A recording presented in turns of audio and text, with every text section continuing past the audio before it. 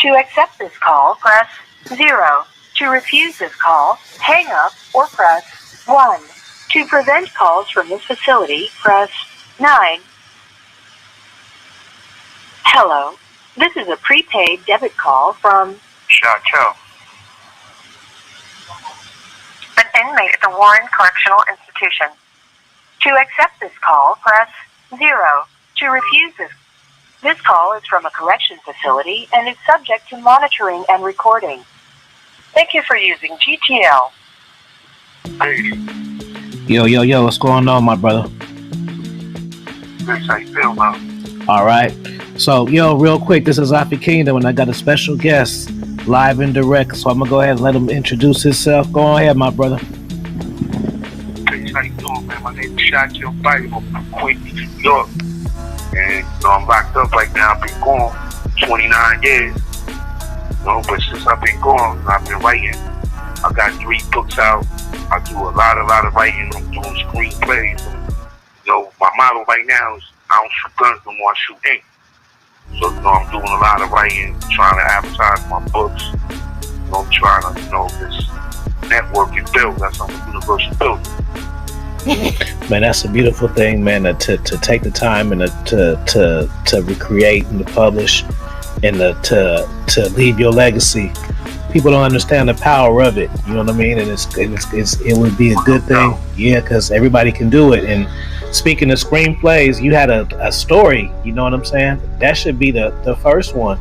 But if people don't know, and I didn't know, I was not aware that the movie Belly starring DMX in Nas 1998 crime drama, that was actually based on the true story, and the guy that we talking to is the guy from the movie, man. So how accurate was that movie? Yeah. I'm saying, the situation with that, see, I'm from Queens, New York, and I grew up with the director, Ike Williams, and one of the writers is Anthony Biden. I grew up with him also. So the thing with that is, it's not actual 100%, but it's loosely telling the story of 2 friends that grew up. Because from the understanding I was told about the movie before the movie was written, we thought it was going to be a hip hop. We didn't know it was basically going to be like a crime story with hip hop artists. So the story's actually supposed to have been about like I used to rhyme. And Al Monday, he used to rhyme too. So we thought that this movie was going to be about the struggles that we went through, trying to be MCs, and we got caught up into, running in the streets, selling drugs, and, stuff that young people do when they don't know no better. You know what I'm saying? I didn't know that the movie was going to turn into the way that it turned into. But it's accurate somewhat, but it's not 100%. So do you plan on telling the 100% true story of that, or do you kind of want to branch out and talk about other things? Well, I came out with a book in 2013. It's called The Last Illest. It's called The Making John Christ, The Last Illest. And I touched up on the story. It's called The Making the Belly, The Real Deal. That's the chapter that's in the book. You know what I'm saying? And that book happened, it's been in the Hip-Hop Weekly magazine. I got it featured twice in 2013. It's a hell of a jewel, an ill book, but a lot of people don't know about it. You know what I'm saying? It's called The Making John Christ, The Last Illest by Shakim. So, it's an ill book. I speak all about the book.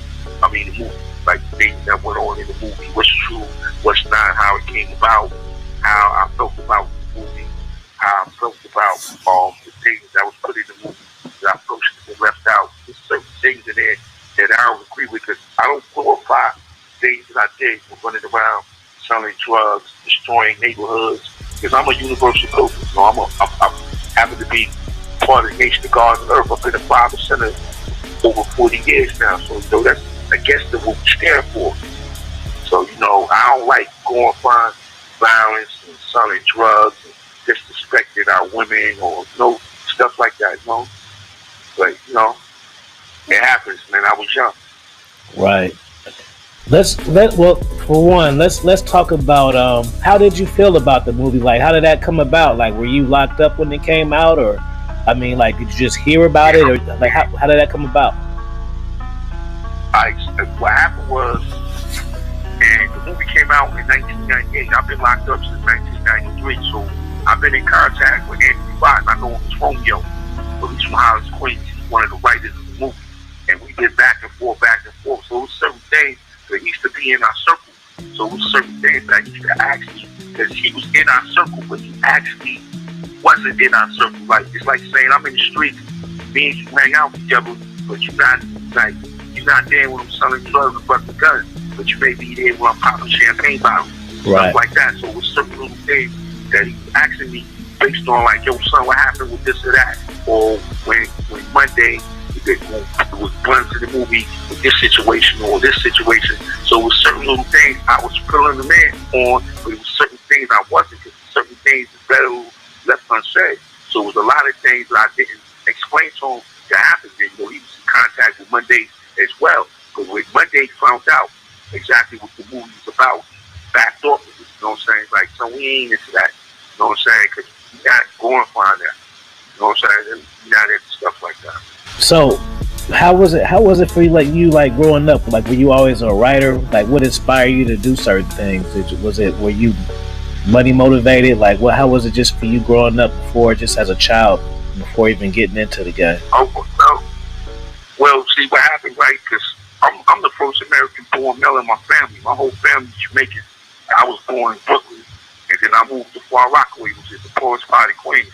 And it's nothing but a lot of projects over there. I grew up in a private house. So, this, like, I'm older than hip-hop. Hip-hop is about turn 50, August 11th, 2023. Hip-hop is going to 50. I'm 52. So I was always around music, you know what I'm saying? Because I got an older sister, and she used to like, I was always listening to Bob Marley, John Hope. My sister, when she came to the States, she used to always, like, playing, like, funk, disco, stuff like that. And, she's 9 years older, so always happy, because I'm the only male, so always being babysitted by my sisters and going outside. And that's when the park changed. DJs be outside with these studio equipment. So I was always attracted to music. Music was always a part of my life. So when hip hop came out, like, far as record wise, in 1979, I was 9 years old, man. I was in love with hip hop, man. So hip hop was like a part of my life. So I used to rhyme. So that's what caused me to write, because I used to rhyme. So at first, when I was rhyming, then I used to battle rap. Then, I was part of the circuit in New York City. I was going to different schools, battling people, battling MCs, and entering contests and stuff like that, winning, losing, here and there. So after a while, and I ended up getting locked up, the passion of hip hop was still there. Before I was writing, it wasn't there. I wasn't rapping like that no more.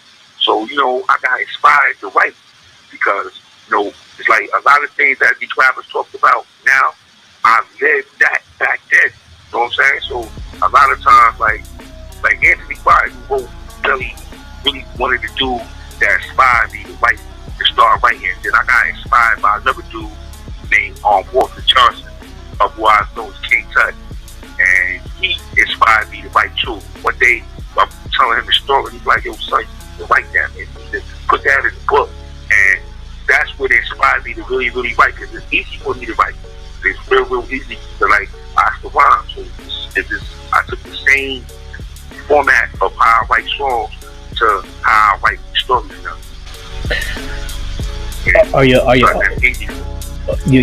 Your books, when you locked up, so a lot of people, do they know you as being an author, in contrast to who you were in the streets? Well, see, my books is nonfiction stories. Like, my first book I wrote really came out to be my second book. So my second book came out to be my first book. So the first book I put out was called Love Hella Right. It's the first God and Earth love story. I wrote a book about me being locked up, and, me corresponding with women, and one in particular, with the back and forth. We ended up falling in love, man. And it's an amazing story. It's called Love Hella Right. And it's by Shakim. And then I came out with The Last Illest, and that's like the first street hop story in print. It's like a street hip hop story. It's the story of my life, where I had to spit battle rap, and I was running the streets, selling drugs, going state to state, doing the things I shouldn't have been doing. And I started getting a nice little audience from that. And plus, I write for GorillaConvict.com. And, I write about prison politics, prison politics, some serious, some funny, but all overall real. So when I started doing that, I started getting a lot of audience. So then I came back with Love, Hello, Right Part 2. It was called Loyalty, Honor, Respect. That's the last book I wrote in 2016. So I got 3 books out now. I got Love, Hello, Right, The Last Dealer, and Loyalty, Honor, Respect, all by Shakim Bio. Like if you Google Shakim Bio, SHAKIM BIO, a lot of stuff pop up. I've been writing, man. Like I said, man, my new motto is I don't shoot guns no more. I shoot ink, man. That's my new thing, man. Yeah, me too. I'm gonna make sure to cop all your books and stuff because I just love supporting fellow writers. Yeah, thank you, man. Yeah, man, and put it on my Instagram and all of that, and sit down and read them, man. I get inspired from different stories and stuff like that. I'm even just toying with different ideas. I'm writing a sci-fi, so I had this idea. It's about I don't know if you heard of Red Pill, but it's like a form of content just about female nature. It's kind of popular nowadays, and so it's kind of like a quote unquote red pill